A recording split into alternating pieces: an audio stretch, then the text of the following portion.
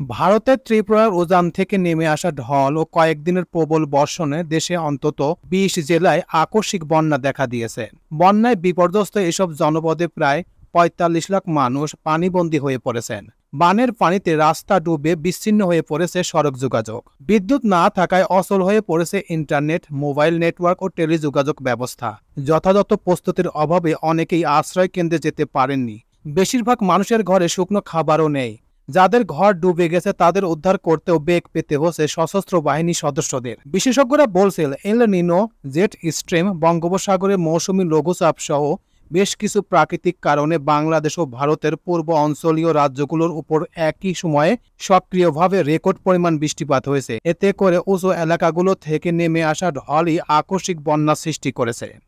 তো হ্যাঁ ভিউয়ার্স, আজকে আপনাদের সামনে শেয়ার করব, বাঁধের বিরুদ্ধে বাঁধ বানালে সমাধান হবে কি, এই প্রসঙ্গে বিশেষজ্ঞরা কি বলছেন। হ্যাঁ ভিউয়ার্স, সেই বিষয়ের উপরই চমকপ্রদ তথ্য এখন আপনাদের সামনে শেয়ার করব। তো চলুন মূল প্রতিবেদনে।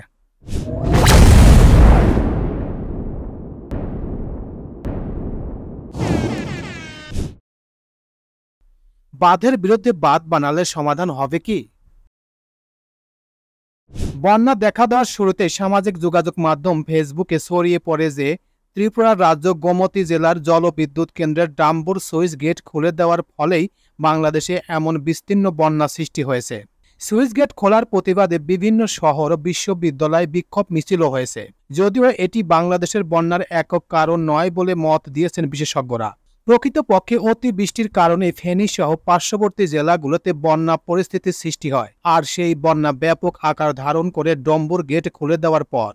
তবে ভারতে সুইচ গেট খোলার আগে বাংলাদেশকে আগাম সতর্ক করতে পারত, এমন আলোচনাও উঠে এসেছে। সর্বোপরি বিষয়টি নিয়ে স্পষ্ট ধারণা না থাকায় কেবল ভারতের বাঁধ খুলে দেওয়ার বিষয়টিকে কটাক্ষ করে নেটিজেনরা বলেছেন, বাঁধের বিপরীতে বাঁধ বানাতে কত টাকা লাগে? জনগণ টাকা দেবে, দরকার হলে জনগণ বিনা পয়সায় বাঁধের কাজ করবে, তবুও এই ট্র্যাজেডি আর দেখতে চায় না। অর্থাৎ তারা ভারতের বাঁধগুলোর কাছাকাছি দূরত্বে আরও উঁচু বাঁধ তৈরি করে পানির প্রবাহ ঠেকানোর কথা বলছেন। এমন পোস্ট এখন ফেসবুকে ট্রেন্ডিং। এই ব্যাপারে পদক্ষেপ নিতে অন্তর্বর্তী সরকারের প্রতি আহ্বান জানাচ্ছেন নেটিজেনদের একটি বড় অংশ। তবে ভারত থেকে নেমে আসা ঢলের পানি বা প্রক্ষান্তরে বাংলাদেশের বন্যা পরিস্থিতির সৃষ্টি হওয়া ঠেকাতে নতুন করে বাঁধ নির্মাণ কোনো কাজে আসবে কিনা সেই বিষয়ে বিশ্লেষণী আলোচনাও দেখা গেছে সামাজিক যোগাযোগ মাধ্যমে। সেফ আবেগের বশবর্তী হয়ে মন্তব্য না করে যুক্তি দিয়ে ভাবার পক্ষে জোর দেওয়া হয়েছে এতে। যেমন মোহাম্মদ তানভীরুল ইসলাম আমির নামে এক প্রকৌশলী লিখেছেন, বাঁধের সামনে আরেকটা বাঁধ নির্মাণ কি সত্যি কোনো বাস্তবসম্মত সমাধান, নাকি মানুষের সরল মনের ফ্যান্টাসি, সেটা আগে বুঝতে হবে। ভারতের বাঁধের সন্নিকটে বাংলাদেশেও বাঁধ নির্মাণ করতে পারে কিনা এই ব্যাপারে বিস্তারিত একটি স্ট্যাটাস দিয়েছে প্রকৌশলী মোহাম্মদ তানভীরুল ইসলাম অমি। তিনি গাজীপুরের ইসলামিক ইউনিভার্সিটি অব টেকনোলজিতে প্রকৌশলী পড়াশোনা করছেন। ওয়াটার রিসোর্স ইঞ্জিনিয়ারিং এর স্পেশালাইজেশন রয়েছে তার। বর্তমানে তিনি যুক্তরাষ্ট্রের ওয়েস্ট ভার্জিনিয়া ইউনিভার্সিটিতে অধ্যয়নরত এবং গ্র্যাজুয়েট রিসার্চ অ্যাসিস্ট্যান্ট হিসেবে কর্মরত। তিনি বলেছেন, পরিকল্পনা ছাড়া ভারতের সব ট্রান্স বাউন্ডারি রিভারের বাঁধের সামনে আরেকটা বাঁধ নির্মাণ শুরু করলে বাংলাদেশ মরুভূমিতে পরিণত হবে। উদাহরণ হিসেবে তিনি বলেছেন, তিস্তা নদীর উপর ভারত যে বাঁধ নির্মাণ করেছে সেটার নাম গজলদোবা বাঁধ। তার একটু ডাউন স্ট্রিমে বাংলাদেশের নীলফামারীতে তিস্তা নদীর উপরেই রয়েছে তিস্তা বাঁধ। এই তিস্তা বাঁধ উত্তর অঞ্চলের মঙ্গা মোকাবেলায় খুবই উল্লেখযোগ্য ভূমিকা রাখলেও এত অল্প দূরত্বে দুইটি বাঁধ নদীর ডাউন স্ট্রিমকে একদম ধু বালুতে পরিণত করেছে।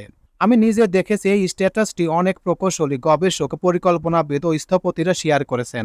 বাঁধ নির্মাণ প্রসঙ্গে ফেসবুকে ছড়িয়ে পড়া আরও একটি স্ট্যাটাস এমন যে, সময় হয়েছে ফারাক্কার 40 কিলোমিটার দূরে 75 ফিট উচ্চতার দ্বিতীয় ফারাক্কা বাঁধ নির্মাণ করতে হবে।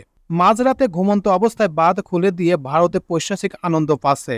এরপর তারা বর্ষায় বাঁধ খুলে দিয়ে পানি এই 40 কিলোমিটারের মধ্যেই থাকবে, আর যদি এর চেয়ে বেশি পানি ছাড়ে তাহলে সেই পানি তাদের দেশেই ফেরত যাবে, কারণ তাদের বাঁধের উচ্চতা থাকবে আমাদের চেয়ে কম, অর্থাৎ 7350 ফিট।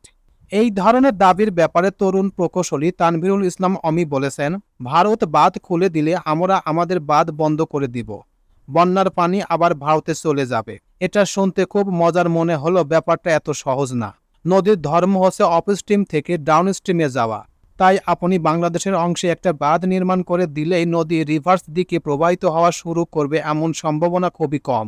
এক্ষেত্রে দুটো জিনিস হতে পারে, নদী ব্যারেজের আশেপাশে আরেকটা বিকল্প রুট তৈরি করে সেদিক দিয়ে প্রবাহিত হতে শুরু করবে, অথবা নদীর পানি বাঁধের একদম অপস্ট্রিমে জমা হতে হতে একসময় বাঁধ ভেঙে ফেলবে বা ওভারটপ করবে। দুই সিনারিওতেই কিন্তু পরিণতি একই, বাংলাদেশ আরও ভয়ানক ফ্লাশ ফ্লাড এবং তীব্র নদী ভাঙন। তাহলে বন্যা মোকাবেলায় করণীয় কি জানতে চাইলে এবারের প্রেক্ষাপটে টেনে কানাডার সাসকোসান বিশ্ববিদ্যালয়ের পিএইচডি গবেষক আবহাওয়াবিদ মোস্তফা কামাল পলাশ বলেছেন, কুমিল্লা জেলার উপর দিয়ে প্রবাহিত গোমতী নদী ও ফেনী জেলার উপর দিয়ে প্রবাহিত মোহরী নদীর উজানে ভারতের ত্রিপুরা রাজ্য একাধিক বাঁধ দিয়েছে দেশটির সরকার। সেখানে আছে ব্যারেজও। এসব বাঁধ ও ব্যারেজের কোনোটি পানি সংরক্ষণের জন্য, কোনোটি বিদ্যুৎ উৎপাদনের জন্য কিংবা কৃষিকাজের জন্য। জুন মাসে বর্ষা মৌসুম শুরু হওয়ার ফলে আগস্টের মাঝামাঝি সময়ের আগেই এসব ড্যাম ব্যারেজ পরিপূর্ণ ছিল। 19 আগস্ট সকাল 9টার পর থেকে শুরু করে 20 আগস্ট সকাল 9টা পর্যন্ত মাত্র 24 ঘন্টার মধ্যে ত্রিপুরা রাজ্যের বিভিন্ন স্থানে গড়ে 200 থেকে 400 মিলিমিটার পর্যন্ত বৃষ্টিপাতের কারণে ত্রিপুরা রাজ্যের সব ড্যামের পানি ধারণ ক্ষমতার শেষ সীমায় পৌঁছে যায় এবং 20 আগস্ট রাতে হঠাৎ করে বেশিরভাগ ড্যাম ও ব্যারেজের গেট খুলে দেয় ত্রিপুরা রাজ্যের কর্তৃপক্ষ। কিন্তু তারা বাংলাদেশ সরকারকে আগে থেকে কোনো তথ্য দেয়নি, অর্থাৎ এই ধরনের পরিস্থিতিতে কূটনীতি খুবই গুরুত্বপূর্ণ। এদিকে স্থপতি, পরিবেশবিদ, গবেষক অনেকেই প্রতিবেদকের সঙ্গে আলাপ আলোচনা করে বলেছেন যে বন্যার মতো এমন দুর্যোগের দায় আমাদেরও। নদীমাতৃক দেশ হওয়া সত্ত্বেও আমরা নদী নিয়ে সচেতন নই। বিভিন্ন অবকাঠামো নির্মাণের সময় আমরা নদীর নাব্যতা, গতিপথ, পানি সাগরের পতিত হওয়ার বিষয়গুলো ব্যাপারে সংবেদনশীল ছিলাম না। নদী শাসনের নামে দুঃশাসন করা হয়েছে। প্রকৌশলে ব্র্যাক বিশ্ববিদ্যালয়ের দুর্যোগ ব্যবস্থাপনা প্রোগ্রামের স্নাতকোত্তর শিক্ষার্থী তুনাজদিনুর রহিম বলেন, প্রাকৃতিক দুর্যোগকে অস্বীকার করা বা এড়িয়ে যাওয়ার সুযোগ নেই, তবে দুর্যোগকে মোকাবেলা করে ক্ষয়ক্ষতি কমিয়ে আনার জন্য প্রয়োজন হয় পূর্ব প্রস্তুতি বা প্রিপেয়ার্ডনেস। যদি এতে দুই দেশের মধ্যকার সীমারেখার বিষয় থাকে সেক্ষেত্রে চুক্তি বা আলোচনা অত্যন্ত গুরুত্বপূর্ণ, কারণ দুর্যোগ ব্যবস্থাপনা একটি সামগ্রিক প্রক্রিয়া। এটি দুর্যোগপ্রবণ দেশ হিসেবে আমাদের নানামুখী প্রস্তুতি প্রয়োজন। বন্যা নিয়মিত এবং প্রতি বছরই প্রকাশিত একটি দুর্যোগ। আশঙ্কার বিষয় হলো জলবায়ু পরিবর্তনের প্রভাবে এটি যে কোনো সময় চাইতে ভয়ঙ্কর হয়ে উঠছে। ডিজাস্টার ম্যানেজমেন্ট সাইকেলের প্রতিটি ধাপ অনুসরণ করে প্রয়োজনীয় পদক্ষেপ নিতে হবে। তবে সোশ্যাল মিডিয়ার বাঁধের বিরুদ্ধে বাঁধ নির্মাণের দাবিটি হয়তো কোনো আক্ষরিক দাবি নয়, সাধারণ মানুষের দেশপ্রেম থেকে আসা মেটাফোর বা রূপক দাবি বলেই মনে করছি। যুক্তরাজ্য ইউনিভার্সিটি কলেজ লন্ডনের সহযোগী অধ্যাপক ও দুর্যোগ ব্যবস্থাপনা বিশেষজ্ঞ বায়েস আহমেদ ফেসবুকে লিখেছেন, ভারত থেকে বাংলাদেশের প্রবাহমান 54টি প্রধান এবং অতি গুরুত্বপূর্ণ নদীর প্রায় সবগুলো নদীতেই ভারত একাধিক বাঁধ তৈরি করেছে। এই স্থাপনাগুলো বাংলাদেশের সীমানার খুব কাছে অবস্থিত, যদিও এই নদীগুলোর উৎস আরও বহু দূরের কোনো পর্বত বা হিমবাহ থেকে। যেমন ফারাক্কা বাঁধ বাংলাদেশের আন্তর্জাতিক সীমানা থেকে মাত্র 17 কিলোমিটার দূরে। তিস্তা গোমতী নদীর উপর মহারানী বাঁধ, ডম্বুর বাঁধও খুব কাছে। এই বিবেচনায় বলা যায় বর্ষাকালে বাংলাদেশের বন্যা পরিস্থিতি বড় আকারে ধারণ করার বিষয়টিতে মানব সৃষ্ট প্রভাব আছে এবং এর পিছনে ভারতের দায় রয়েছে। তাদের ভুল সিদ্ধান্ত বা গঠনমূলক পরামর্শের ঘাটতি আমাদের জন্য দুর্যোগ ডেকে আনছে। এই ব্যাপারে প্রকৌশলী তানভীরুল ইসলাম অমি আরও বলেছেন, ভারতের সঙ্গে অতি দ্রুত পানি বন্টন চুক্তি করতে হবে। ভারত সরকার বাংলাদেশের বর্ডারে প্রায় 30টি বাঁধ নির্মাণ করেছে, অথচ একমাত্র ফারাক্কা বাঁধ ছাড়া আর কোনো বাঁধের ব্যাপারে পানি বন্টন চুক্তি নেই। তাছাড়া কোনো প্রকার গাইডলাইন ফলো না করে এক রাতের মধ্যে বাঁধের সব কয়টি দরজা খুলে দেওয়ার মতো কাজ মেনে নেওয়া যায় না। একে জবাবদিহিতার আওতায় আনতে হবে। অন্যদিকে আবহাওয়াবিদ মোস্তফা কামাল বলেছেন, দেশের মানুষের এবারের ভারী বৃষ্টির পূর্বাভাস জানতে পুরোপুরি ব্যর্থ হয়েছে বাংলাদেশের আবহাওয়া অধিদপ্তর।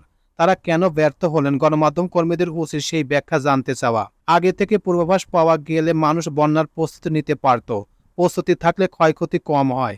এখন ইন্টারনেটের মাধ্যমে বিভিন্ন আবহাওয়া পূর্বাভাসের মডেল বিশ্লেষণে পর্যালোচনা করে সঠিক পূর্বাভাস নির্ণয় করা যায়। ব্যক্তিগত পর্যায়ে অনেকে সেটি করছেন। সেই হিসেবে আবহাওয়া অধিদপ্তরের মতো বিশেষায়িত সংস্থার দায়বদ্ধতা আরও বেশি হওয়ার কথা, কিন্তু তারা এখনও গটবাধা বুলেটিনে আটকে থাকছেন।